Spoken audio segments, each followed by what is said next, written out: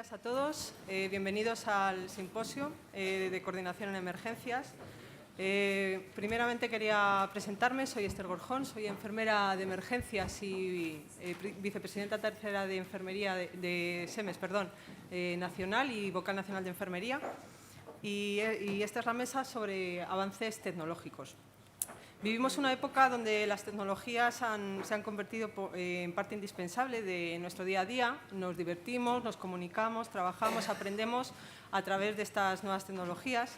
Palabras como Twitter, smartphone, aplicaciones, app, hashtag, se han convertido casi en palabras que usamos a diario, que forman parte de nuestro vocabulario habitual. Y poco a poco otras como interfaz, interoperabilidad, salud, big data, pues también empiezan a sonarnos, en parte debido pues, a implementación de nuevas tecnologías en nuestros puestos de trabajo. Hoy en esta mesa, que está a punto de comenzar, vamos a tratar un poco de acercaros algunos ejemplos de nuevas tecnologías aplicadas en la coordinación de emergencias.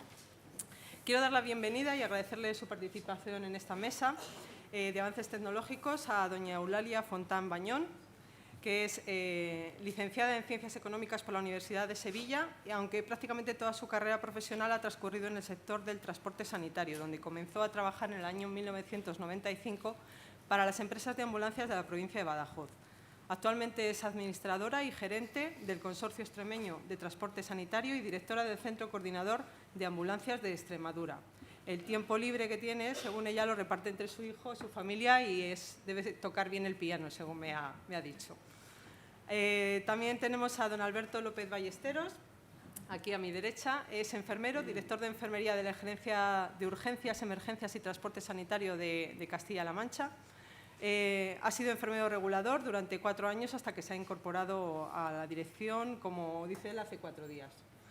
Además, Alberto es máster oficial de cuidados críticos de esta universidad y experto en enfermería en emergencias extrahospitalarias. Tenemos también a Adrián Díaz Bravo,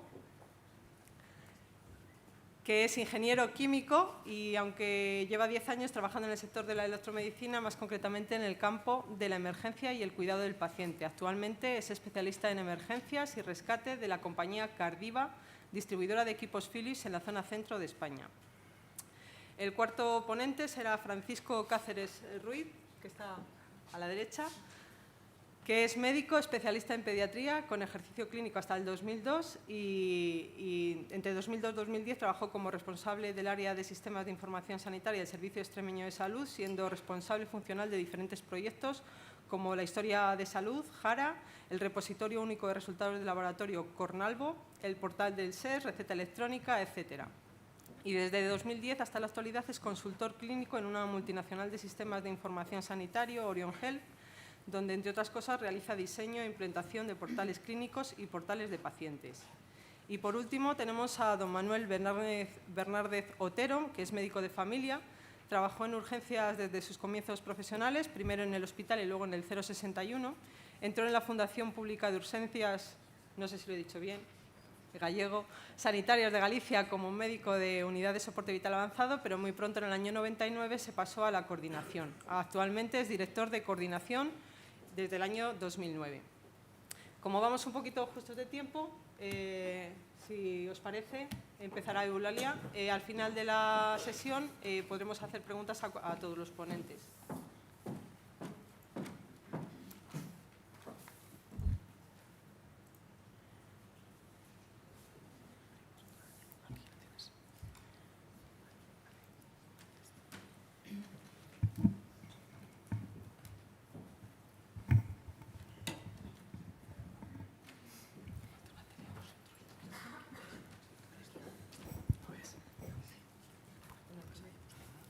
Lo lleva él.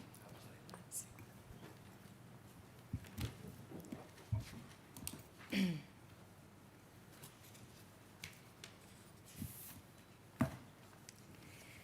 Buenos días a todos. Estoy encantada de abrir esta ronda de ponencias y os doy la bienvenida en el nombre de mi organización, el Consorcio Extremeño de Transporte Sanitario, y en el mío propio. Cuando comenzamos a pensar en el título de esta ponencia, ya que además nos dieron cabida en la mesa de avances tecnológicos, pues el título que salió pues fue algo como lo que podéis ver en pantalla: algo realmente interminable. Así es que decidimos resumirlo. Y al resumirlo, pues pasamos completamente al extremo contrario. Quedó muy corto, pero estrechamente relacionado con nosotros y con nuestra filosofía de empresa. Y es concretamente esto que quiero mostraros a continuación. Es el trato humano y personalizado, que es lo que nosotros como organización pensamos que el valor de las personas debe añadir a la tecnología.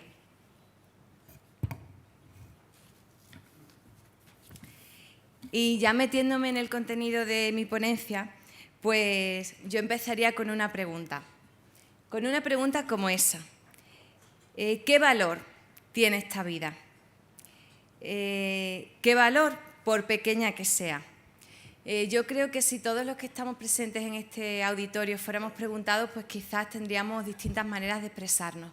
Pero en realidad todos querríamos decir lo mismo. Una vida humana, por pequeña que sea, es incalculable, directamente no tiene precio.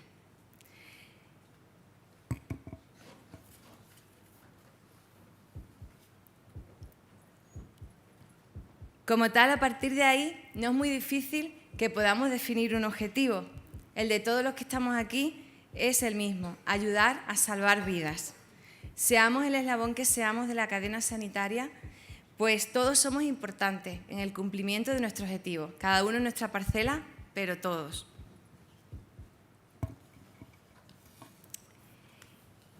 Y en el poco tiempo que me han concedido la organización, pues porque como sabéis somos muchos y la jornada es muy intensa, pues yo he decidido contaros una historia humana y además basada en hechos reales. Pero solo voy a contar el final de la historia y el principio. Y digo bien, primero el final y luego el principio. Porque a lo largo del resto de la jornada, pues seguro os van a contar con detalle lo que pudo ocurrir en la trama intermedia. Pero eso ya pues es cuestión de otros profesionales que están aquí en la sala, que son de la medicina de urgencia y de emergencia, porque nosotros nos dedicamos al transporte sanitario y de eso os queremos hablar. Pero bueno, ya os adelanto, para que no pasemos un mal rato, que la historia tiene final feliz, porque en realidad es que a nosotros nos gustan los finales felices. Así es que esta es la historia de Jesús, un señor de 50 años, víctima un tiempo atrás de un incidente, una dolencia cardiovascular grave, y que fue atendido por los servicios de urgencias y emergencias de la Comunidad Autónoma de Extremadura. Y que, como podéis ver en este momento de la historia, pues está ahí, felizmente recuperándose en el hospital, rodeado de su familia. Para llegar a este final feliz, se han puesto en marcha distintos tipos de recursos, tanto humanos como tecnológicos. Y tal como os he comentado, una vez que sabemos ya el final de la historia, pues vamos a irnos al principio.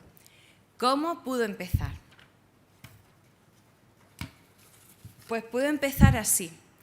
Y así fue como una llamada, en este caso seguramente de la familia, de algún familiar de Jesús, comunicando una situación crítica, pues puso en marcha un primer eslabón de esta cadena. Como hablábamos, eslabón muy importante también, como los demás, a la hora de dar a nuestra historia ese final feliz que hemos visto. Esta llamada podría haber entrado por varias vías, por cualquiera de las estructuras que conforman el sistema de urgencias y emergencias en Extremadura. Podría haber entrado a través del CCU 112 Extremadura. Ellos podrían haberlo gestionado al PAC o a punto de atención continuada más cercano, o por circunstancias podrían haberla derivado a nuestro centro coordinador del consorcio extremeño, o pudiera, por último, haber entrado directamente en nuestra central. Si hubiera entrado en nuestro centro coordinador, pues podría ser una de esas 350 llamadas que atendemos diariamente del servicio de urgencia, porque de aproximadamente 1.800 llamadas que tenemos son de transporte programado y el resto, 350, pues son de servicios de urgencia que movilizan 82 vehículos que el Servicio Extremeño de Salud tiene dispuestos a lo largo de toda la Comunidad Autónoma de Extremadura. De una manera o de otra, esta llamada de la familia de nuestro protagonista pondría en marcha un recurso de ambulancias a la mayor brevedad posible, porque, como sabéis, en situaciones de este tipo, pues el tiempo es fundamental. Y como os dije antes, en este momento, una organización como la nuestra cuenta con esos recursos humanos y los tecnológicos. Y voy a empezar hablando un poco de recursos humanos. En base a nuestra experiencia, pensamos que los recursos humanos tienen al menos un 50% en la consecución de nuestros objetivos. Tienen en su mano la decisión más importante, tienen que actuar con rapidez y tienen además que elegir el recurso más adecuado. Y para ello, en nuestra organización contamos con personal del centro coordinador y con técnicos en emergencias sanitarias. ¿Qué les requerimos? ¿Qué buscamos de ellos? Pues buscamos personal con formación, como veis ahí, y habilidades, basado en la cualificación, en el conocimiento, en la experiencia. Pero buscamos también y sobre todo actitudes y valores. ¿Cuáles son esas actitudes y valores que queremos que además sean elementos diferenciadores en nuestra organización? Pues queremos que nuestro personal sea gente empática, gente amable, con capacidad de resolución y además cercanos. Que sean esas personas que en este momento de la historia que estamos contando, al otro lado del teléfono, como luego en el lugar del incidente, aparte de actuar con profesionalidad, que es lo que se les requiere, pues puedan transmitir confianza y puedan transmitir calma. Y que en el ejemplo que tenemos puesto, pues por ejemplo a la familia de Jesús le pudieran decir: tranquilícese, le vamos a ayudar. Y luego, por supuesto, detrás de un gran equipo, pues la tecnología, ¿no? Este equipo humano debe estar apoyado por las más modernas tecnologías de la información y la comunicación. Los avances tecnológicos ya sabéis que abren un campo inmenso también a la urgencia y la emergencia, y el transporte sanitario ha debido pues adaptarse igualmente rápido, y así lo hemos hecho. Entonces, la tecnología de la que disponemos ahora mismo pues nos posibilita factores muy importantes de los que os voy a hablar a continuación. Por ejemplo, nos posibilita un buen sistema de comunicaciones y un dimensionamiento correcto del centro coordinador para la atención inmediata en las llamadas. Como hemos hablado, facilidad de contacto, esto es fundamental. Nos posibilita también un sistema de localización y gestión de estatus. Estos estatus deben comunicarse en tiempo real, desde el terminal embarcado de la ambulancia al centro coordinador, para el seguimiento del incidente, como os digo, en el mismo momento en el que éste está sucediendo. Y por supuesto, como hablamos de transporte sanitario, pues vehículos. La tecnología nos posibilita vehículos modernos, dotados con la mejor tecnología. Y además ya sabéis que el futuro pues no llega mañana, el futuro está aquí hoy. De hecho, ya ha llegado pues esa era de los drones ambulancias, y conceptos que hasta ayer pues no parecían posibles, pues hoy son una realidad.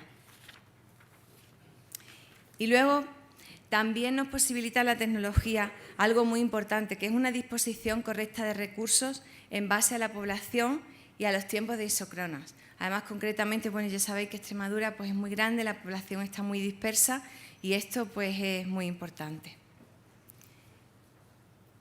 Y claro, como casi todo en esta vida, los recursos de urgencias y emergencias también son limitados.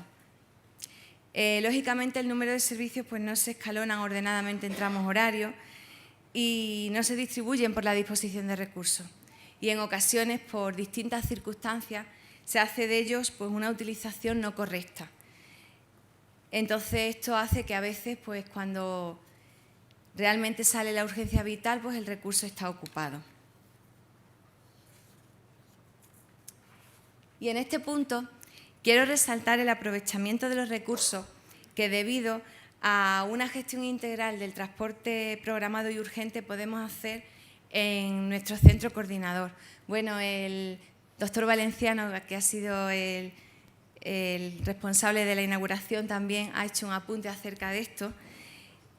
Y en este caso, pues como os decía, nosotros en nuestro centro organizamos tanto transporte programado como transporte urgente, la movilización de esos 82 coches de urgencia. Entonces, creo que esto puede suponer una ventaja y, como tal, pues esa ventaja el sistema tiene que beneficiarse de ella. ¿Y cómo se beneficia?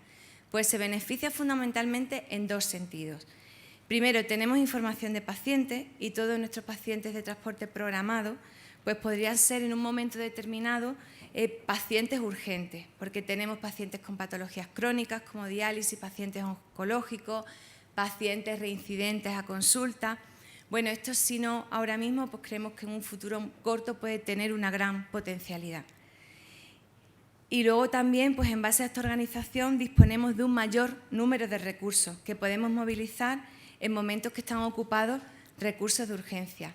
Es decir, disponemos de una flota de unos 500 vehículos que podemos movilizar en función de las prioridades y en coordinación también con el Centro Coordinador de Urgencias 112 Extremadura.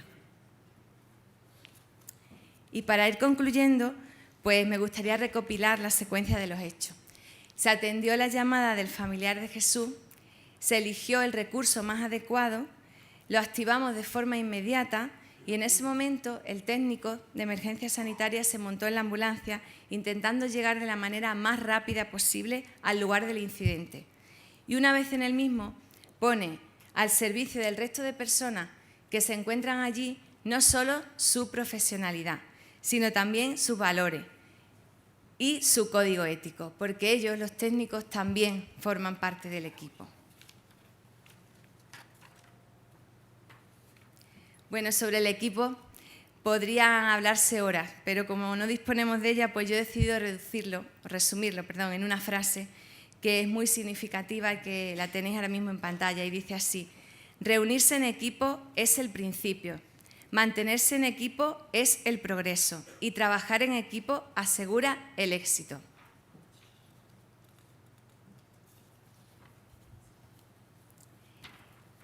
Y solo os digo que una vez que todo había pasado, para el protagonista de nuestra historia, Jesús, pues nos hizo llegar este mensaje a todos los intervinientes en su asistencia. Es muy cortito y me gustaría que lo escucharéis con atención.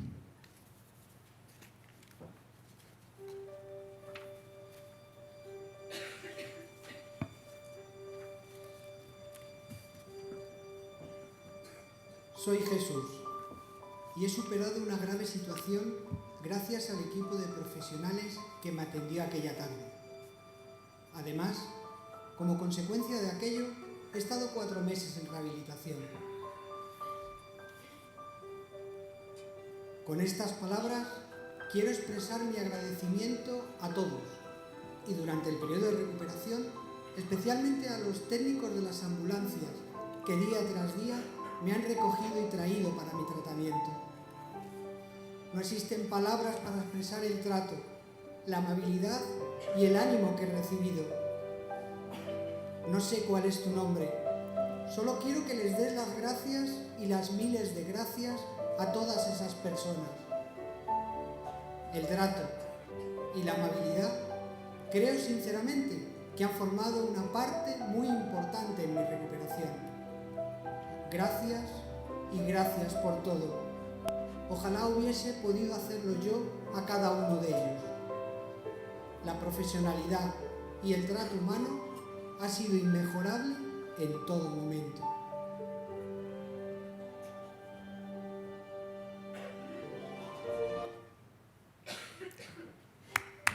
Como os dije, como empecé diciendo, esto es una historia verdadera.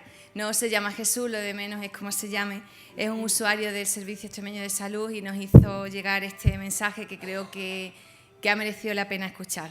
Porque un mensaje como este creo que puede ser un gran ejemplo de cómo los valores personales pueden elevar a la máxima potencia los resultados de ese binomio tecnología al servicio, en este caso, de la urgencia y la emergencia sanitaria. Muchísimas gracias por su atención.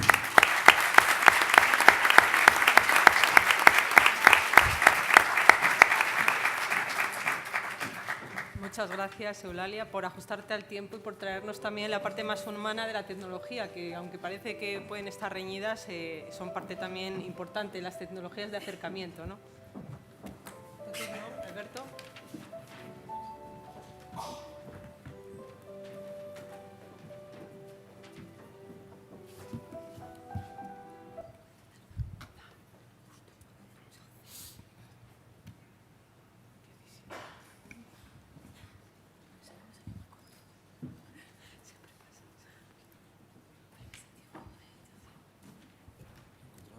Sí, necesito esto más abajo.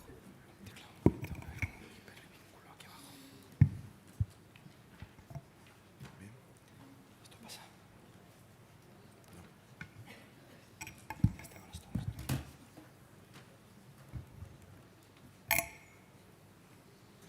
Para adelante y para atrás. Vale.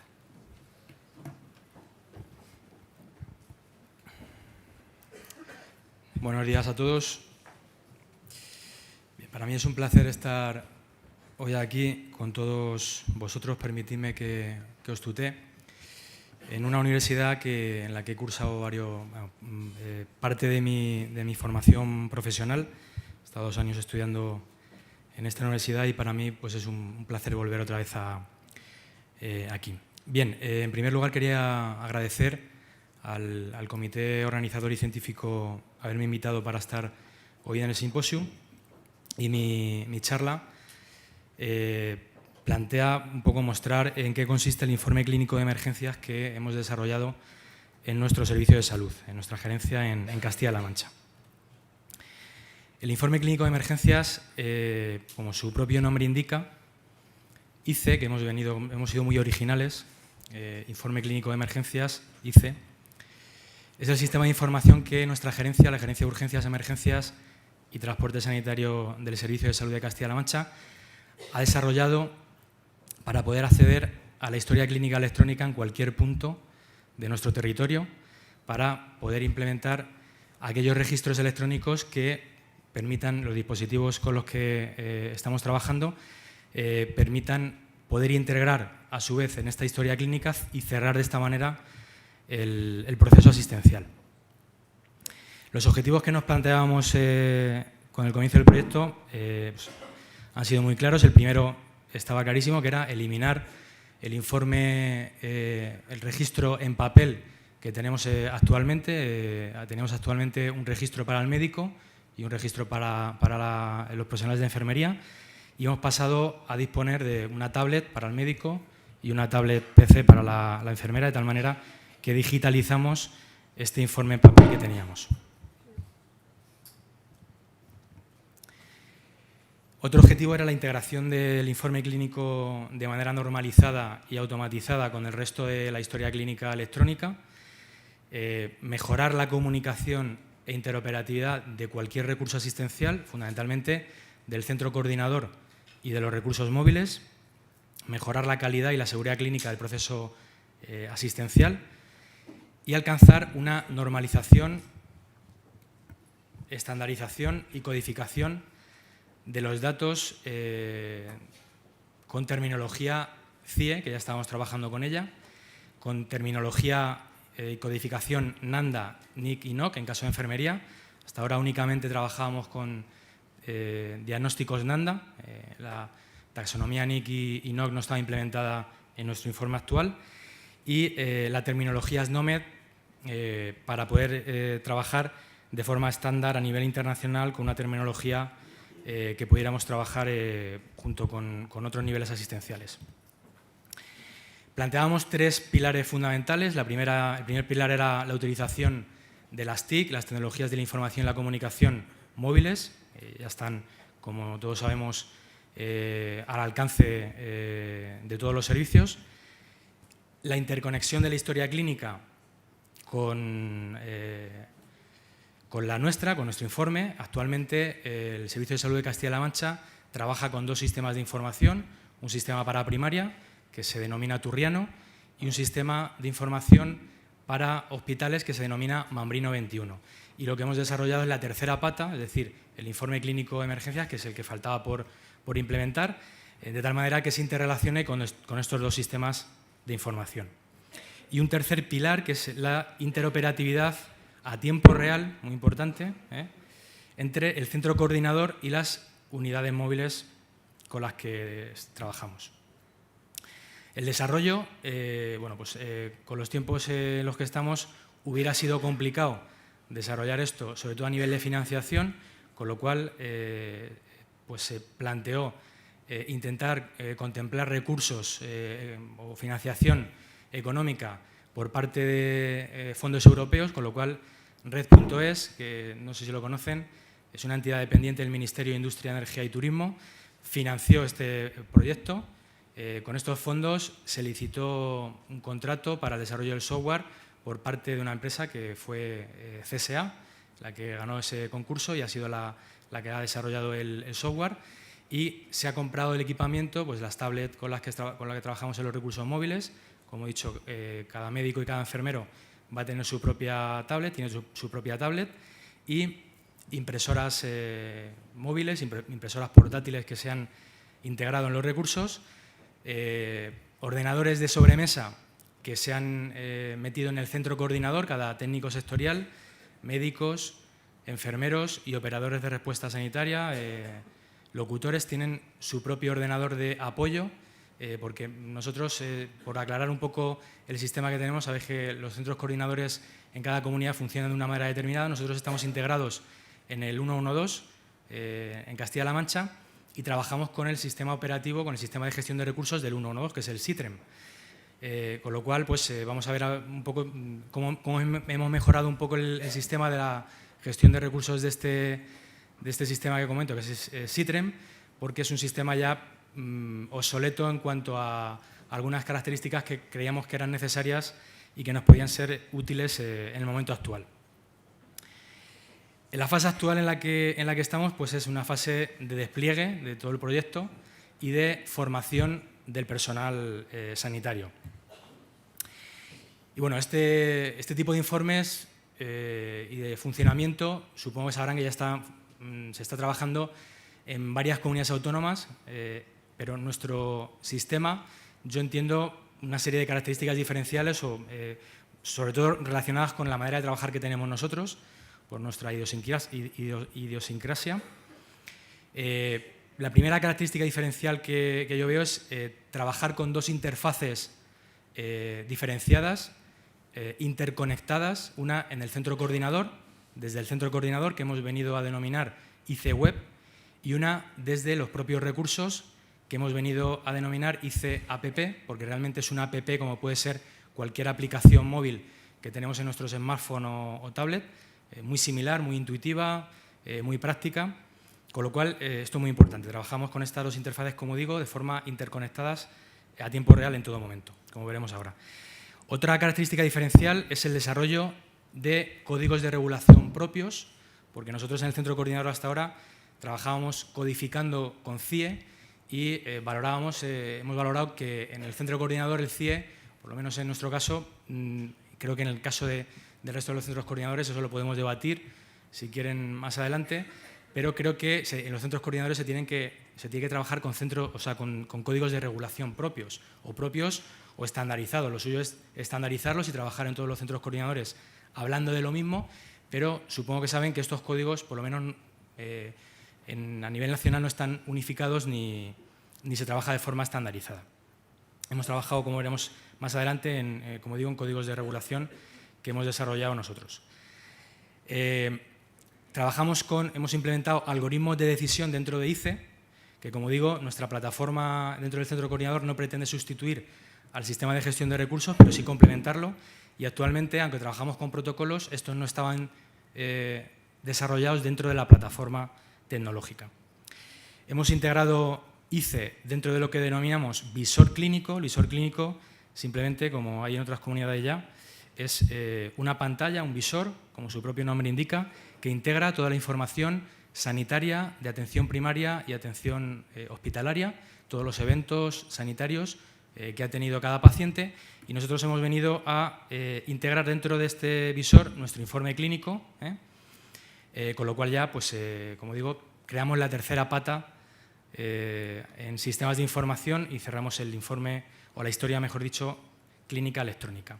Y una parte muy importante, que creo que es reseñable y es importante que la destaquemos, que es el desarrollo por parte del informe clínico de enfermería, porque el informe médico es muy similar al que puede haber en otras comunidades, pero el informe clínico de enfermería sí tiene diferencias porque hemos logrado adaptar, como veremos luego, toda la terminología enfermera, la taxonomía enfermera, terminología o taxonomía NANDA-NICNOC dentro del informe, creando un modelo específico en prehospitalaria que luego veremos. Bien, hasta ahora el funcionamiento pues era muy similar al que tienen el resto de los centros coordinadores. El paciente llama al centro coordinador, plantea una necesidad al personal sanitario, el personal sanitario lo valora, establece una necesidad y, si es necesario, plantea una prioridad si tiene que enviar un recurso y envía y lanza ese recurso, pero al lanzar el recurso perdemos una información en tiempo real o una interconectividad en tiempo real con dichos recursos. Es decir, se lanzan y, a no ser que el recurso llame de forma activa al centro coordinador porque quiera cerrar el recurso, quiera pedir otro recurso, quiera activar un código o quiera dar información o ampliar información sobre el paciente, esa información se pierde. Hay un momento en el que, cuando se lanza el recurso, por lo menos nosotros en nuestro servicio, perdíamos la comunicación. ICE lo que va a permitir es que estas dos interfaces que he comentado anteriormente, ICE Web y ICE App, estén conectadas a tiempo real, de tal manera que el centro coordinador tenga información de todo lo que está integrando el recurso en la tablet con la que están trabajando. Y, aparte, el recurso, una vez que se le ha pasado el aviso, incluso antes de llegar al aviso, puede conectarse con Turriano, con el sistema de información de atención primaria. Se vuelcan automáticamente todos los datos sobre antecedentes, tratamiento, alergias, información muy importante para la atención del paciente, incluso antes de llegar al incidente.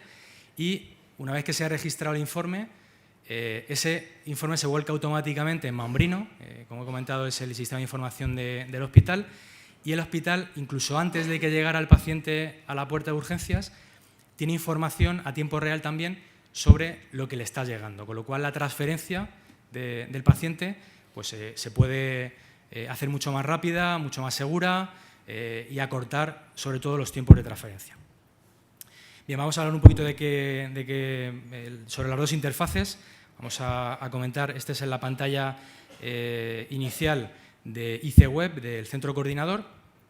Tampoco vamos a entrar mucho porque no nos da tiempo. Importante destacar que ya tenemos un registro propio de incidentes. Los incidentes hasta ahora se metían en SITREM y no podíamos explotar directamente estos incidentes porque no era una plataforma tecnológica nuestra, era una plataforma del 112. Ya tenemos un registro propio de incidentes, un registro propio de alertantes y de pacientes, cosa que hasta ahora dependíamos de otra plataforma para poder tener esta información. Geolocalizamos a tiempo real todos los incidentes y todos los recursos, como hace cualquier plataforma tecnológica actual en otros centros coordinadores. Nosotros esto hasta ahora no lo teníamos. Tenemos un acceso con un solo clic al visor clínico, que es el visor que acabo de mostrar hace un momentito, y acceso también con un solo clic al registro de voluntades anticipadas, como comentaban los compañeros del SUMA que tienen ellos y que tienen también otras comunidades autónomas. Como comentaba anteriormente, hemos planteado algoritmos de decisión no solo en papel, porque en papel se pueden tener, pero lo importante es tenerlos implementados en el sistema, de tal manera que cuando el médico o el enfermero valora a un paciente, pues todos planteen una misma respuesta si entran dentro de ese protocolo, aumentando así la seguridad y el respaldo en la toma de decisiones.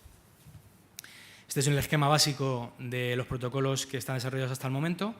Pues el protocolo, planteamos un esquema básico como el que planteamos en la valoración inicial de emergencias, el ABC, respuesta en la A al paciente con un paciente inconsciente, en la B respuesta al paciente con disnea, problemas respiratorios, en la C respuesta al paciente con dolor torácico y RCP telefónica, y el resto de protocolos pues en otro combo de procedimientos. Simplemente un pantallazo para que vean un ejemplo de los protocolos que están planteados a nivel informático. Este es el de dolor torácico, que con 5 preguntas muy sencillas se establece la prioridad y el tipo de recurso que hay que enviar. El mismo caso, por ejemplo, para el paciente inconsciente, otras 5 preguntas que nos va a dar la prioridad, el tipo de recurso o si hay que pasar al procedimiento de RCP telefónica. Y, como comentaba también, hemos desarrollado pues, unos códigos dentro de unos problemas de regulación para que el médico o el enfermero codifiquen lo que están regulando. Pues hemos puesto unos códigos, hemos desarrollado unos códigos dentro de la aplicación para poder definir nuestra actuación y poder codificar nuestra actuación, cosa que hemos creído que era importante. Podemos asignar y activar recursos móviles desde la propia IC Web. Ya vuelvo a decir que no es su función, porque vamos a seguir trabajando por Citrem, pero sí que complementa y en un momento dado también nos sirve de respaldo por si hubiera un mal funcionamiento de la plataforma tecnológica. Como decía al principio, podemos ver a tiempo real la información clínica que está implementando el recurso móvil. El centro coordinador, el médico y el enfermero pueden ver a tiempo real qué está metiendo el recurso en cada apartado, en la exploración física, en el tratamiento, en el diagnóstico, en la resolución, etcétera. Y la parte de los recursos móviles, el IC App, bueno, ya he comentado que está sincronizado también, es bidireccional la conexión. Se ha incluido también el visor clínico, como es lógico.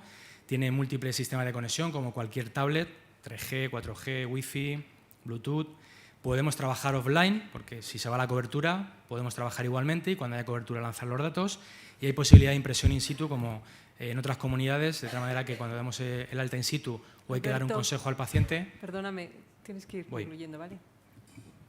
Tenemos interconectividad con la telemedicina, podemos enviar los datos desde, por ejemplo, los monitores con los que estamos trabajando a la tablet, de la tablet al servidor, del servidor al centro coordinador. Esto es prácticamente instantáneo y podemos enviar también la telemedicina tenemos recursos que trabajan únicamente con enfermería, como son los soportes vitales con enfermería, que mandan los parámetros directamente al centro coordinador. Bueno, esto lo he comentado ya.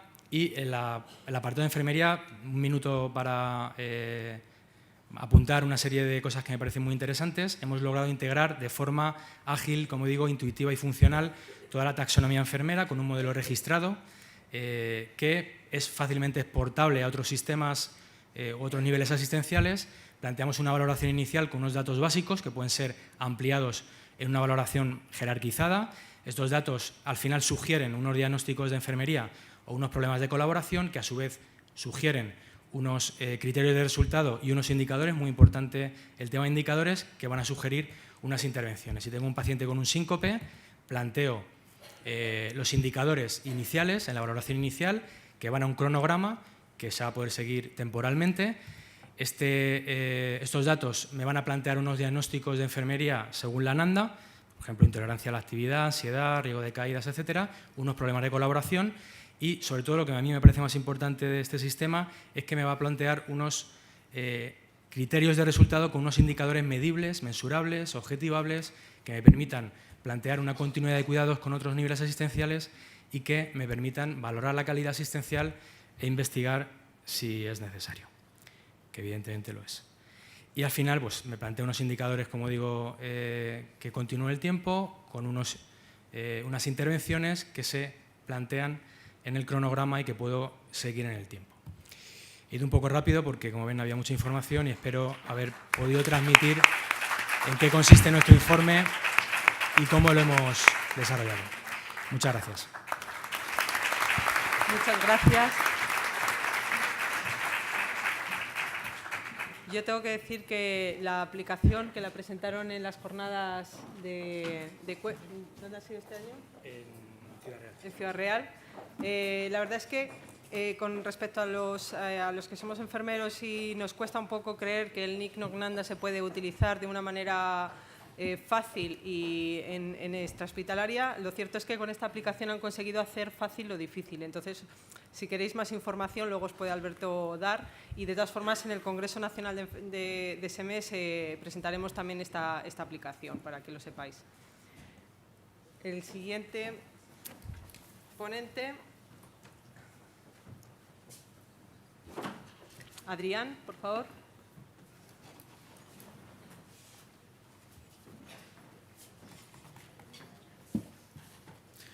Bueno, buenos días. Lo primero, muchas gracias a la mesa, muchas gracias al comité organizador por darnos la oportunidad de mostrar un poco dentro de los avances tecnológicos qué se puede hacer o cómo podemos hacer el trabajo más fácil al profesional sanitario. Dentro del impacto, vamos a hablar un poco del impacto que puede tener la telemedicina dentro del día a día del trabajo del personal sanitario. Lo primero es decir si buscamos una definición de qué es la telemedicina, es una prestación de servicios médicos a distancia. Eso tiene un amplio espectro. O sea, decir una prestación de servicios puede ser dos profesionales hablando entre ellos mismos por teléfono comentando un caso, o pueden ser sistemas muy avanzados con cámaras, incluso con intervenciones a distancia, como pueden hacer personal militar dentro de misiones. ¿Qué se puede esperar de ella? La coordinación entre intervinientes y gestores, es decir, lo que está haciendo un interviniente puede estar viéndolo un gestor y coordinando con él la mejor solución, un seguimiento remoto del paciente y un registro completo a posteriori. ¿Qué se puede conseguir? Llevar al máximo nivel la difusión y el aprovechamiento de esta información que nos da todo el sistema de telemedicina y muy a posteriori un análisis estadístico con datos o con aprendizaje. ¿Cómo funciona el sistema? El sistema básicamente parte de un monitor desfibrilador, en nuestro caso es un monitor de Philips, que por varias vías de transmisión, como puede ser un teléfono vía 3G, 4G o vía sistemas Wi-Fi integrados dentro del monitor, nos lo va a llevar a Internet, ¿vale? Donde pasando determinados sistemas de control y de encriptamiento, nos lleva a un sistema de telemedicina donde ya nos da posibilidad de gestionar esos datos de la manera que estimemos o que el sistema esté trazado para tratarlos. Esto es un sistema de telemedicina actual, ¿de acuerdo? En la que aquí tendremos todas las intervenciones, todos los equipos activos, todos los intervinientes que están en activo, y aquí un resumen de datos que podemos ver datos de ECG de 12 derivaciones, es decir, un electro, datos de PCDT, que es control de paciente, que son datos, vamos a llamar el tiempo real. El tiempo real en telemedicina no es tal, es un tiempo programado en el que nosotros podemos cerrar el ciclo de transmisión de datos. La telemedicina en tiempo real es algo que debería ser mucho más, debería ser dinámico, deberíamos poder curvas moviéndose en tiempo real. Esto no es un sistema de tiempo real, es un sistema de paquetes de datos que van llegando y se van recibiendo periódicamente o cuando el profesional lo estime.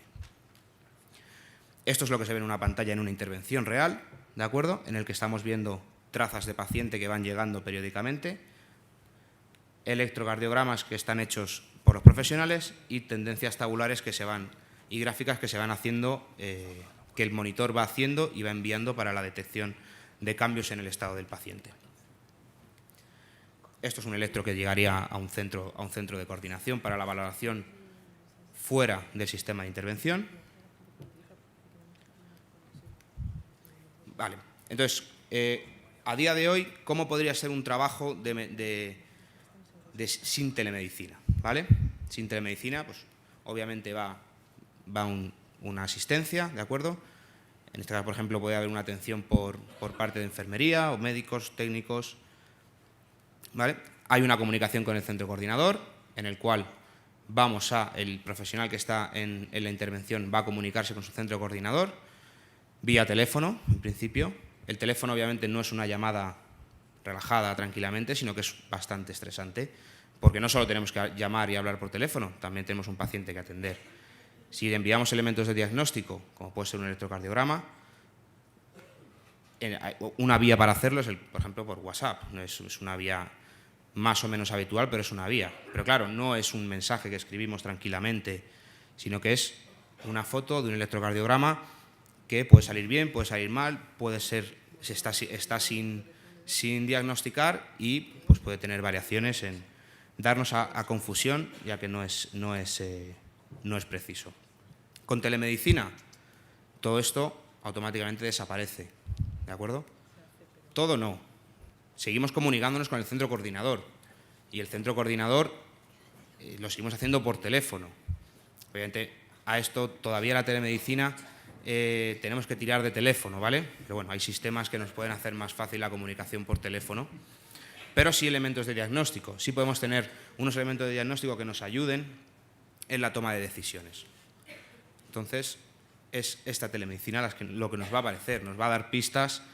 ¿Qué nos va a enseñar? Nos va a enseñar unas tendencias periódicas de paciente, unos datos teóricos, unos datos periódicos que nosotros podemos trazar en 30 segundos, 1 minuto, 2 minutos. Cualquier cambio en el paciente, si salta una alarma, si le ponemos una medicación, si el paciente se agita, eso automáticamente el equipo lo registrará y lo enviará al centro de coordinación. Y también los electrocardiogramas que nos van a ayudar dentro de la interpretación y nos van a poder ayudar a activar sistemas como el código infarto. ¿Qué beneficios tiene? Como hablábamos antes, máxima información, una información actualizada, lo que estaba comentando al principio, una información actualizada periódicamente, cada vez que nosotros queramos dar un dato, y si no lo queremos dar nosotros, el propio equipo lo va a hacer periódicamente.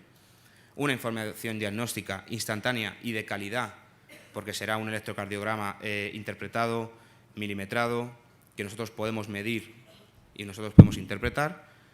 Una información inmediata, si nosotros insertamos medicación en el paciente y tenemos la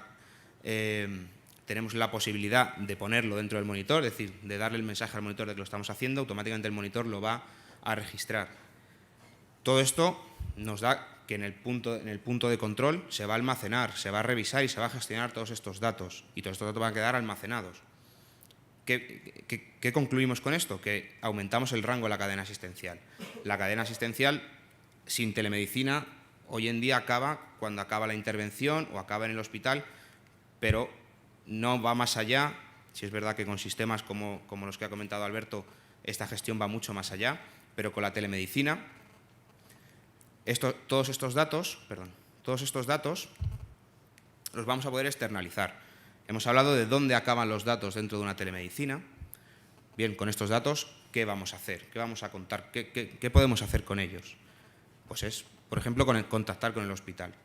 Desde el primer momento, todos los datos que estén en el hospital, desde que empieza a comunicar el monitor en la intervención, pueden darse a conocer, por ejemplo, a un departamento de hemodinámica. El primer electro que se hace en la intervención al paciente cuando llegamos con el sistema, ya puede estar siendo avisado y siendo comunicado al centro de hemodinámica o al departamento de hemodinámica para que se valore sistemas como el Corecan, como el código infarto, agilizando mucho más la información. Muchas veces los electros cuando llegan, si no han llegado informáticamente, pues llegan a posteriori, es decir, cuando el equipo de intervención llega al hospital es cuando se ofrecen esos datos o esos análisis o esos diagnósticos. En este momento, desde que llegamos al paciente y le hacemos el primer elemento y tenemos con él el primer elemento diagnóstico, el hospital ya puede estar informado. También puede llegar a un departamento de cardiología. Todo depende de dónde queramos situarlo en cada momento. Cada equipo puede estar preparado para enviar a un determinado punto que se estime en cualquier momento. O yéndonos a algo mucho menos grave, es decir, una intervención en la que no hemos activado un código infarto, no hemos preparado una sala de hemodinámica o no hemos preparado un servicio de cardiología, simplemente termina en el sistema de información clínica, que puede ser Mambrino 21, puede ser ICE, puede ser, en este caso en Madrid puede ser Selene o puede ser HP. Es el sistema de información clínica de cada hospital o de cada centro sanitario al que se puede dirigir toda la información. Bueno, básicamente es el sistema, es un sistema muy sencillo que os puede ayudar a facilitar vuestra atención al paciente, mecanizando todo el sistema de información y agilizando mucho más la capacidad que tiene el profesional para atender a lo que está atendiendo, que es a su paciente. Gracias.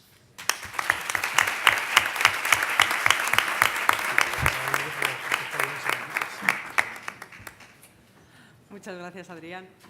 Bueno, paso ahora a Francisco Cáceres, nuestro siguiente ponente.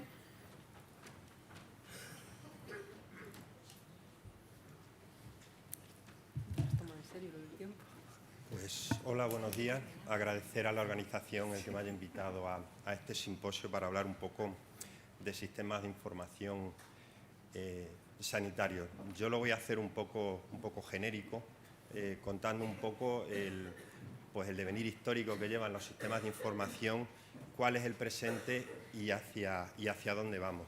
Y lo voy a contar desde el punto de vista de un paciente y de un profesional.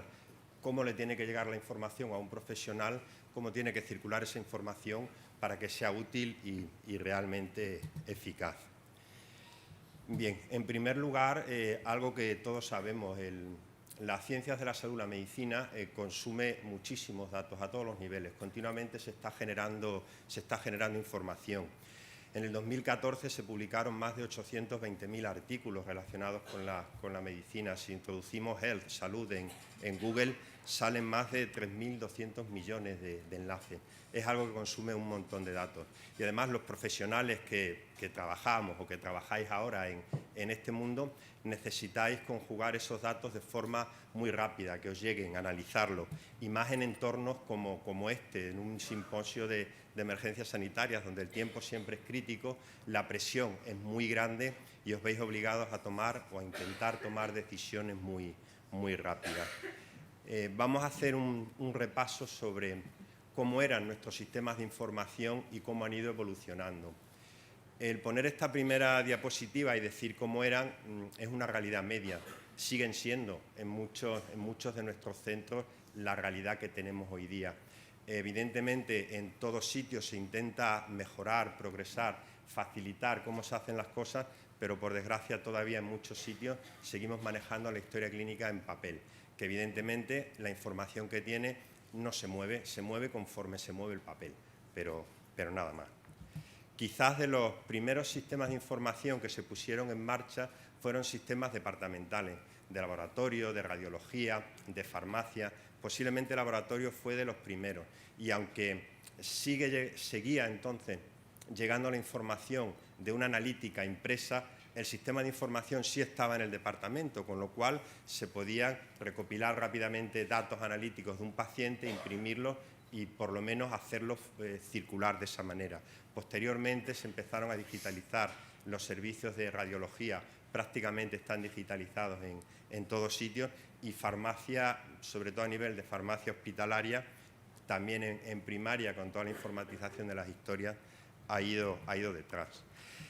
En los 80, 90 empezaron a montarse los GISes en los hospitales, que posiblemente fueron los primeros sitios donde llegó esta informatización para la mayor parte del personal clínico que trabajaba en el hospital.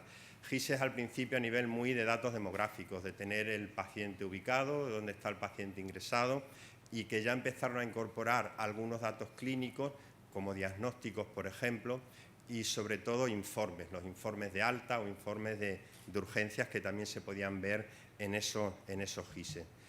Y a partir de los 90 y sobre todo de los 2000, del año 2000, quizás con las transferencias, empezó la gran informatización en todos los servicios de salud, con las historias clínicas electrónicas, que era empezar a reunir todos esos sistemas auxiliares y empezar a integrarlos con otro tipo de información de consulta, con visores clínicos, como han comentado antes, agrupando la información, intentando tener toda la información necesaria que generan los profesionales al alcance del monitor del profesional que lo necesita. Al principio la integración era solamente muchas veces a nivel de centros. Un solo centro de primaria veía sus datos y no se compartían, o un hospital veía sus datos y no se compartían. Por desgracia hay sitios que esto sigue siendo así, pero poco a poco esa integración se fue haciendo más genérica. Se empezó integrando la información por lo menos a nivel del servicio de salud, a nivel regional, y en muchos casos nos hemos quedado ahí. En mi comunidad pueden ver mis datos, aunque me cambie de hospital o aunque me cambie de centro de salud, pero si me voy a la comunidad de al lado, que a lo mejor está separada por 10 kilómetros, ya no ve ningún dato la comunidad de al lado. Está habiendo experiencias y proyectos intentando integrar esta información a nivel de SNS. Se empezó con la historia clínica digital del SNS, que hasta ahora se ha quedado en un repositorio de informes clínicos, que no es poco, que eso ya es mucho, el poder por lo menos ver los informes que tiene un paciente en otra comunidad. Se están haciendo trabajos de integración ahora mismo pues, con receta electrónica, por ejemplo, desde mi punto de vista más enfocado a la dispensación en farmacia que a la consulta por parte de otro profesional. Pero bueno, si la información está ahí y si el sistema permite intercambiarla, tarde o temprano pues terminará llegando también a los profesionales sanitarios. ¿Para qué hablar ya de integración internacional? Aunque somos un país tan raro en ese sentido, que es posible que lleguemos antes a integrarnos la información con otros países que la información entre nosotros.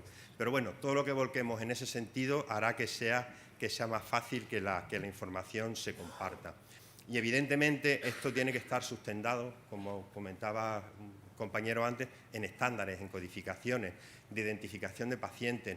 Hasta hace muy poco ni siquiera teníamos un estándar de identificación de pacientes. Ya parece ser que el CIP o el número SNS va a ser ese identificador, pero todavía hay bastantes problemas para utilizarlo a nivel estatal. Codificaciones de diagnósticos, como bien comentaban antes, de laboratorio, etcétera, etcétera, etcétera. Pero todo este devenir, que no es poco, y esta situación que realmente, si además de intercambiarse los datos entre todos los profesionales que necesitasen acceder a esa información, estuviese también comunicada entre todas las comunidades, al final la reflexión que hacemos, sobre todo los que nos dedicamos a esto, es que lo que nos hemos limitado muchas veces es a coger la historia en papel e informatizarla. Lo mismo que veíamos en papel, lo vemos en una pantalla de ordenador, que vuelvo a repetir que no es poco, por lo menos tenemos acceso a la información, la podemos tener agregada, podemos tenerla toda y podemos interoperar con ella. A partir de ahora ya creo que están cambiando las cosas, ya dejamos el mundo en blanco y negro y empezamos un poco con el mundo en color, en cómo deben ser las cosas. Algunas de ellas ya se están poniendo en práctica, como hemos visto por ejemplo, en la presentación anterior. La primera son herramientas de soporte a la toma de decisiones. No es suficiente con tener los datos en la historia clínica. Al final, si yo tengo un mare magnum de datos, puedo perder más tiempo buscando y buceando esos datos para poder averiguar lo que realmente necesito. Lo importante es que el sistema me dé los datos que yo necesito en ese momento. Los que estamos acostumbrados a trabajar en Internet, a usar Internet, hace tiempo que ya lo tenemos, lo que siempre han llamado la tecnología push. O sea, no tengo que tirar de los datos me vienen a mí en el momento en el que lo necesito. Para eso se están diseñando y ya se están utilizando, incluso en algunas comunidades en España, sistemas expertos basados en guías de práctica clínica, en protocolos, en vías clínicas, que ayudan a los profesionales no solamente a ver los datos más relevantes, sino que le van sugiriendo, basado no específicamente en la guía clínica, sino también en los datos relevantes del paciente, en sus analíticas, en sus diagnósticos, en sus antecedentes, en sus contactos previos que haya tenido con la organización sanitaria, le van orientando al profesional sobre qué puede hacer, qué es lo más relevante, qué necesita este paciente. El siguiente paso, que se está hablando cada vez más, sería el de la medicina de precisión, que realmente desde mi punto de vista es un refinamiento de lo anterior. He puesto dos noticias de prensa, una es de hace un año, el Obama, que se ve que no tuvo mucho éxito con el sistema sanitario público que intentó montar y le dio una vuelta y se lanzó para financiar la medicina de precisión. Hablaba de 215 millones de dólares, me parece, muy enfocados al tema de la genómica, cuando la medicina de precisión es algo más. La noticia que tenéis a la derecha es de Diario Médico de la semana pasada, que estuvieron hablando en el Congreso de Movilidad en Barcelona sobre los temas de Big Data en la medicina personalizada.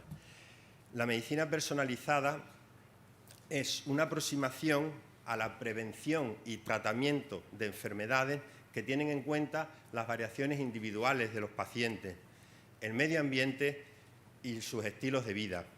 Realmente a mí me recuerda al modelo que siempre nos contaban de los factores determinantes de salud de la LONDE, del 74, o sea que ya ha llovido bastante. Pero es cierto, no solamente la medicina de precisión lo que intenta es que los médicos hagamos lo que siempre hemos hecho, particularizar el tratamiento que le hacemos a un paciente, los médicos, cuando digo médicos me refiero a profesionales de la salud en general, particularizar el tratamiento de un paciente. La ventaja que tiene ahora la tecnología es que nos permite poder acceder de forma automática a más datos para personalizar ese tratamiento. Hay, y de nuevo recordando los factores determinantes de la salud de la LONDE, un montón de datos que no están aprovechados, que no están explotados todavía, que nos podrían dar información que nos ayudase a ese soporte a la toma de decisiones o a esa medicina de precisión de un paciente. Datos de fuentes exógenas, como puede ser un tensiómetro en casa, los relojes ahora inteligentes que muchos utilizan. Evidentemente, datos genómicos de los pacientes y también datos de sistemas sanitarios. Si veis en esta gráfica, hablan que los sistemas sanitarios pueden aportar realmente un 10% de lo que serían los datos relevantes para poder tener una visión en conjunto de un paciente para poder utilizar eso, medicina de precisión en este paciente. ¿Y por qué ahora es el momento? Pues porque posiblemente la tecnología lo empieza a permitir. Me voy a la parte de la derecha de la diapositiva, porque todos los sistemas de información que están intentando utilizar Big Data, ahora es posible bucear en enormes bases de datos para poder buscar información, porque están mejorando las tecnologías de análisis biomédico, de dispositivos, de muchos dispositivos, y lo que ahora está empezando, que hace un par de años nos parecía ciencia ficción, cada vez lo tenemos más con nosotros, y realmente cada vez va a estar más aquí, es el que uno aporte su genoma a todo este sistema. En esta gráfica podéis ver un poco por dónde vamos, porque al final es un tema económico, no es un tema de otra cosa. El primer genoma que se secuenció, uno de ellos me parece que fue de Watson, el premio Nobel de la doble hélice alfa del ADN, calculan que costó unos 100 millones de dólares. Ahora mismo puede estar alrededor de los $1000 secuenciar un genoma. Hay dispositivos como el que está ahí al lado, que le han puesto un nombre curiosísimo, parece de la película me recuerda de los dibujos animados de esta gente. Es un dispositivo que se conecta por USB al portátil y con unas gotas de sangre en unas horas te devuelve tu código genético entero. Ya hay empresas que a través de Internet te lo hacen por menos de 400 euros. A mí me parece un poco aterrador porque no hemos llegado a un punto en el que esto sea suficientemente interpretable. Hay cosas que sí, que pueden ser, que pueden utilizarse, como si uno es metabolizador lento rápido para el clopidogrel y te puede dar efectos secundarios en una parte o en otro, o cómo metaboliza uno la codeína o la azenocumarol, etcétera, etcétera. O si uno tiene genes que indican que uno puede tener un trastorno de QT largo, por ejemplo, pero bueno, el azenocumarol también se puede controlar con las medidas que se hace del INR actualmente, o el QT largo se puede controlar también perfectamente pues, con los antecedentes familiares para ver si puede haber rasgos genéticos o no.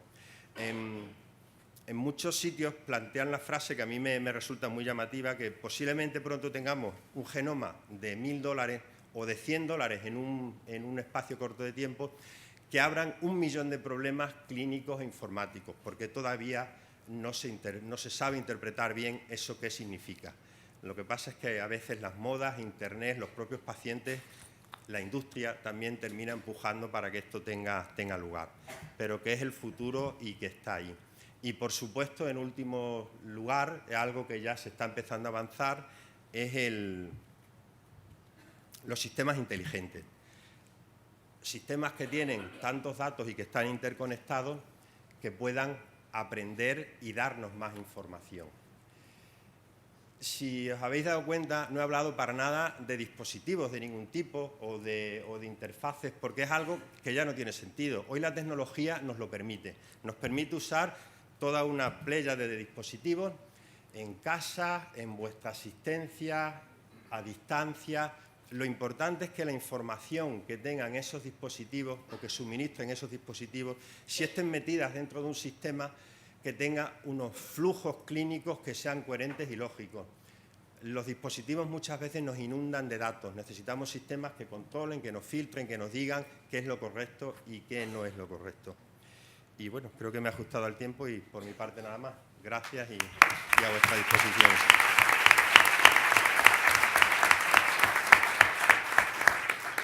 Muchísimas gracias y acabamos ya la mesa con nuestro último ponente, Manuel Bernarde.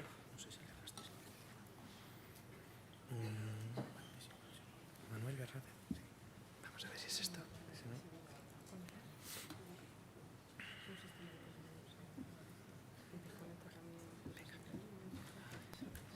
Bueno, muy buenos días a todos. Quiero comenzar, como no, dando las gracias al comité organizador y al comité científico por darnos esta oportunidad de estar reunidos hoy aquí. Realmente es edificante ver que se hacen este tipo de iniciativas de las que el campo de la coordinación está tan necesitado. Esperemos que sea la primera de muchas. Es edificante también ver que hay tanta gente interesada en coordinación. Cuando uno está en un centro coordinador, como en nuestro caso en Galicia, un único centro coordinador, parece que es un núcleo de muy pocos profesionales cuyo trabajo y cuyas tareas, pues la verdad es que a pesar de que tienen resultados importantes en el resto del sistema, apenas es valorado, pues ver que hay una sala llena prácticamente de gente que habla y que está interesada en el tema, pues es vivificante. Bien, me han pedido que les presente pues, cuáles son los principios y las disponibilidades que nos ofrece SIGUR. SIGUR es un proyecto de programa de gestión integral de urgencias que estamos desarrollando, sobre el que estamos trabajando en Galicia desde hace más o menos 2 años. ¿Cómo surge SIGUR? A finales de 2013, el Servicio Gallego de Salud pues, abre un proceso de aporte de ideas entre todos sus profesionales y con las más relevantes y las más pertinentes, pues las estructura en 2 programas, esencialmente Innova Saúde y Hospital 2050. Con ellos abre un proceso de compra pública innovadora a la que se presentan múltiples empresas que están relacionadas con el desarrollo tecnológico. Las empresas ganadoras de cada una de las ideas se compromete a desarrollarla, a dotarla de la tecnología pertinente, mientras que el Servicio Gallego de Salud pues, las dota de fondos que provienen de la comunidad, fondos FEDER, y aporta también profesionales que le ayudan a tutorizar el desarrollo de estas ideas. En principio, el resultado final pues, queda a disposición de uso de los servicios de la Administración y por parte de la empresa pues, se queda con el producto que puede intentar comercializar, siendo los beneficios pues, después repartidos entre Administración y empresa. ¿Qué es lo que sucede con los sistemas de información? El Sergas y yo creo que todos los sistemas de salud en los últimos años ha ido dotando a sus servicios, y entre ellos a los servicios de urgencias, de sistemas de información. Pero como decía el ponente que me ha antecedido, pues muchas veces lo hace orientándolo a historias clínicas y las historias clínicas, que en Galicia la historia clínica se llama Llanos, por si sale la palabra en el resto de la exposición.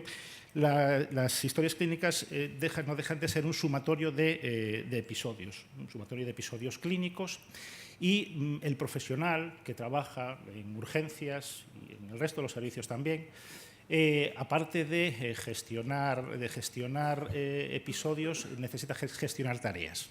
¿Qué ha pasado con con las herramientas para gestionar tareas, pues que, por lo menos en nuestra comunidad, pues cada servicio se ha ido dotando de unas particulares para cada servicio, con lo cual tenemos un panorama muy atomizado de pequeñas soluciones de gestionar tareas que son invisibles para el resto del sistema.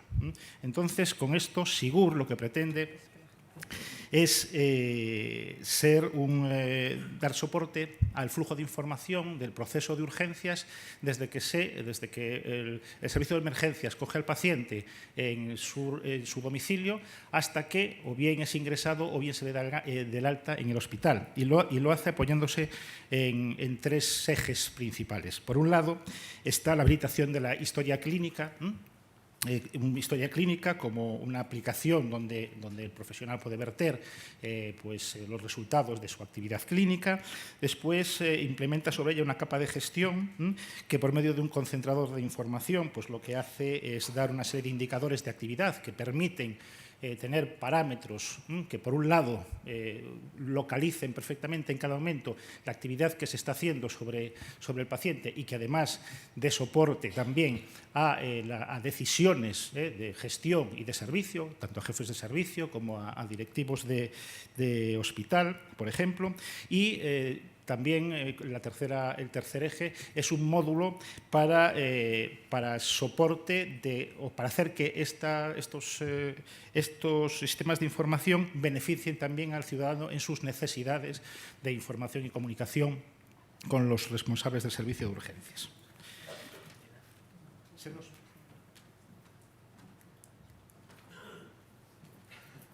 Perdón.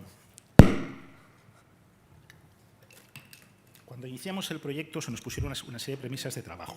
Por un lado, se mantenían pocas herramientas, pero digamos que eran las vertebrales. Por parte del sistema de emergencia se mantenía la aplicación que estábamos utilizando para gestionar las emergencias en el centro coordinador y, obviamente, se mantenía Llanos, que es la historia clínica común del Sergas.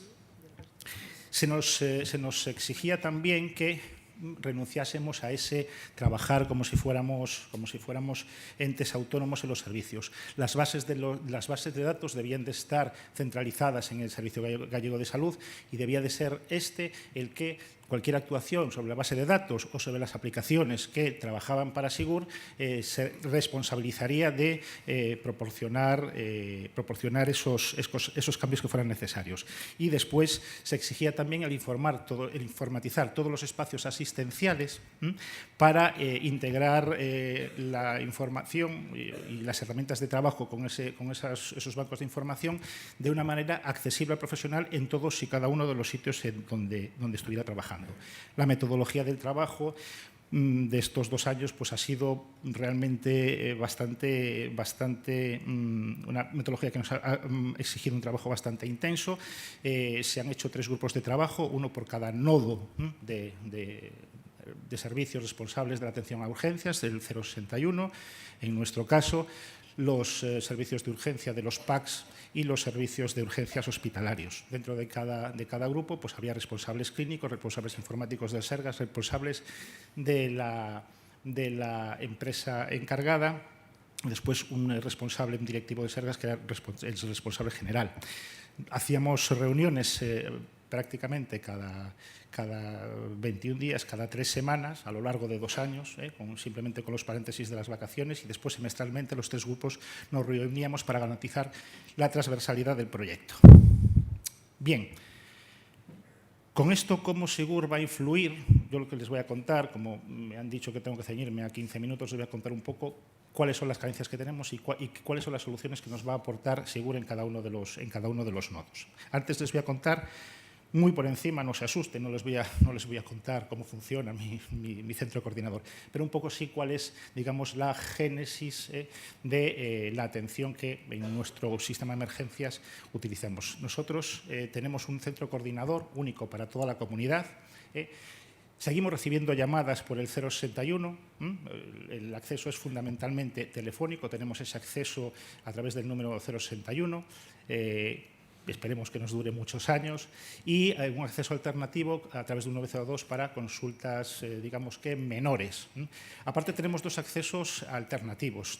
Atendemos un servicio de telealertas de un colectivo de colectivos de pacientes mayores que viven en zonas aisladas, solos y válidos y solos, pero que tienen ese componente de aislamiento y que están en contacto para, en caso de emergencia, poder activar una alerta que es recogida en el centro coordinador. Y además atendemos un servicio de consulta online en el que se puede hacer consulta con sanitarios, tanto médicos como enfermeros, y que se integra a tiempo real en la actividad del centro coordinador.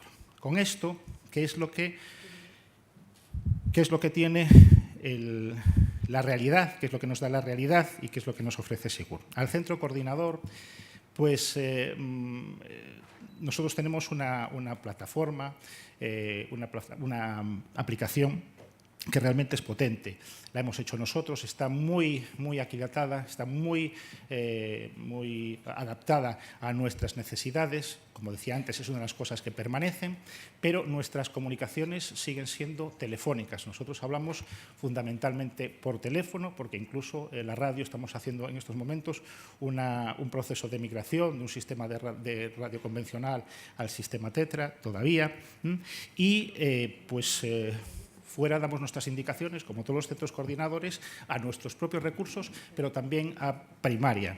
Una de las cosas que caracteriza nuestra comunidad para la coordinación es que nos apoyamos mucho en primaria. Somos muy dispersos, tenemos unos recursos que son muy limitados y muchas veces acotados a los centros urbanos. Trabajamos mucho con primaria en respuesta de doble escalón y realmente pues, el modo de comunicarnos que tenemos es bastante precario porque es simplemente telefónico. Bien, ¿qué es lo que nos va a aportar Sigur? Pues el acceso a la informática embarcada. Ya os contaré un poco lo que ha sucedido con la informática embarcada, y nos va a dar la oportunidad de forma telemática, transmitir información a tanto nuestros recursos, ambulancias medicalizadas, ambulancias de soporte vital básico, como a los recursos de atención primaria, sea en el centro donde estén de guardia o sea en una atención en la calle. ¿Qué es lo que nos va a permitir también? Va a permitir que nuestras indicaciones y nuestras órdenes se transmitan a los centros de primaria para incluir nuestras indicaciones en sus listados de trabajo. ¿Qué nos permite, por otra parte? Nos permite un acceso mucho más activo al historial médico. A día de hoy tenemos un acceso a la consulta del historial médico, pero todas nuestras intervenciones no las podemos incluir en Janus, que es como se llama este historial, os decía antes. Bien, a partir de ahora, nuestras intervenciones, si decidimos cerrar una consulta con consejo, con derivación, con recomendación de ser visto por su médico de atención primaria al día siguiente, vamos a poder escribirlo en Sigur, y Sigur va a estar alojado en Janus, con lo cual nuestro proceso va a ser visto por primaria, en tiempo real, en el momento en que lo hagamos. ¿Qué es lo que nos va a permitir también? Todas nuestras decisiones van a estar reflejadas en Sigur, y Sigur nos va a permitir el acceso a los resultados finales. Por fin podremos comparar nuestras decisiones con el resultado final que se obtiene en los centros o los servicios de urgencia. Vamos a poder saber qué es lo que pasa al final con el paciente que nosotros hemos derivado, que nosotros hemos llevado a urgencias, y comparar qué es lo que tenía con qué es lo que nosotros creíamos que tenía. Para nuestras unidades de soporte vital avanzado y de soporte vital básico, pues realmente han sido un poco los gran damnificados de todo este proceso. Nosotros estábamos, en el momento que surgió Sigur, pues prácticamente en la fase final de pilotaje de un proyecto de informática embarcada que tuvimos que parar. ¿Por qué? Porque nuestro sistema operativo, el sistema operativo que habíamos elegido, era incompatible con el sistema operativo que llevaba Sigur. Con lo cual, pues tuvimos que parar. El trabajo que hicimos nos valió después para desarrollar Sigur, pero prácticamente a estas alturas debíamos de tener ya pues 2 años prácticamente de experiencia en informática embarcada y todavía seguimos dando las informaciones a un médico por teléfono y transcribiendo al médico esas informaciones en papel. Cierto es que, además, una vez que llega a la base, el médico tiene una historia clínica, pero tiene una historia clínica de escritorio, con lo cual tiene que hacer un doble trabajo, escribir en papel y después pasar a la historia clínica. ¿Qué es lo que va a permitir? Pues lo que permite toda aplicación de informática embarcada. En tiempo real va a poder escribir en Sigur, en el proceso de urgencias, que va a poder rematar en el mismo acto que de la atención o va a poder rematar después en su escritorio. A mayores, ¿qué es lo que va a tener? Va a tener acceso directo a la historia clínica, tanto reducida no, la historia clínica pertinente al médico de la ambulancia medicalizada. En el momento que se le traspasa el servicio va a poder ver, digamos, que los datos más relevantes de la historia clínica del paciente, un resumen pertinente de la historia clínica del paciente, y también va a poder tener acceso al historial completo con resultados, pruebas diagnósticas, etcétera, etcétera. Va a tener la posibilidad de, obviamente, conectar a la aplicación pues, los dispositivos y que los resultados que se vienen con esos dispositivos pasen. Y además va a tener un control del gasto de material fungible, que de los datos que se traduzcan de la actividad se puedan inferir para el control de stock de la base. A mayores, pues eso, que su proceso tenga visibilidad en tiempo real, tanto en el centro coordinador como en el hospital. No os canso con las interfaces porque, en principio, son interfaces de informática embarcada, que es la convencional para, yo creo que ya la mayoría de los servicios de emergencia. Interfaces de informática embarcada, tanto para soporte vital básico como soporte vital avanzado. Para los puntos de atención continuada, ¿qué es lo que les va a facilitar? Pues les va a facilitar, digamos, que una integración en la forma de funcionar del conjunto. A día de hoy, el médico de atención primaria únicamente tiene un acceso a la historia clínica del paciente, que no es poco, y tiene un programita de gestión administrativa de los pacientes que acuden al centro, listado de pacientes, etcétera, etcétera.